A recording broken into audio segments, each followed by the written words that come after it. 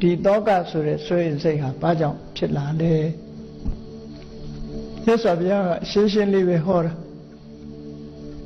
ကာမတောဇာယတိတောကောကာမတောလိုချင်တဲ့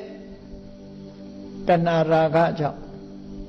လိုချင်တဲ့တဏှာလောဘကြောင့်တောကောဆွေရင်စိတ်ဆိုတာဇာယတိဖြစ်ပေါ်လာတယ်ဒီလိုထင်ရှားတဲ့အနေနဲ့တခါထပ်ဟောတယ်တဏှာယဇာယတိတောကော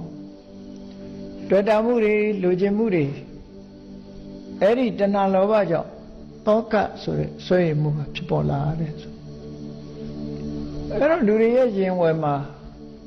ဆွေးရင်နဲ့ဆွေးရင်နဲ့ဆွေးရင်စိတ်တွေဖြစ်လာရတယ်ဆိုအကြောင်းမဲ့ဖြစ်တာမှမဟုတ်တာမွေးရပါရှင်ထဲမှာဒီဆွေးရင်စိတ်ကြီးဆိုတာကနှလုံးသားကြီးတွေတို့ကြောက်ကတ်တို့ကိုယ်ရင်ကရက်တွေပါနေတယ်လို့ဆွေးရင်စိတ်ကြီးကဒီလိုအကောင်ထည်ကြီးနဲ့ရှိနေတာမှဟုတ်မှာမဟုတ်တာမရှိဘူးဘယ်လိုအနေနဲ့ကတော့ရှိနေတယ်ဆိုလို့ရှိရင်ဆွေးရင်စိတ်ဟာ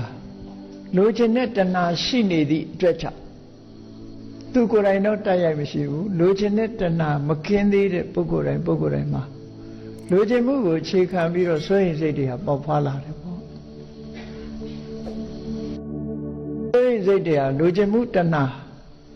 အဲ့ဒါကိုအခြေခံပြီးတော့လိုချင်မှုတွေ့တာမှုတွေကိုအကြောင်းပြုပြီးတော့ဆွေးရင်စိတ်လာတဲ့အဲ့တော့တောကဆိုတာကိုဖယ်ရှားခြင်းလို့ရှိရင်ဘာကိုဖယ်ရှားရမလဲလို့ဆိုတဲ့အခါလိုချင်မှုတွေ့တာမှုဆိုတဲ့တဏှာကိုဖယ်ရှားရမှာပဲသူရှိနေတယ်ဗျသူမဖယ်ပဲနဲ့စိုးရင်စိတ်ဆိုတာဖယ်လို့မရဘူးသူရှိနေတယ်ဗျကာလပတ်လုံးတွေ့တာမှုတွေဆွဲလန်းမှုတွေရှိနေတယ်ဗျကာလပတ်လုံးစိုးရင်စိတ်ဆိုတာလာနေမှာပဲရှင်သန်နေမှာပဲကဘာမြေကြီးရှိနေတယ်ဗျ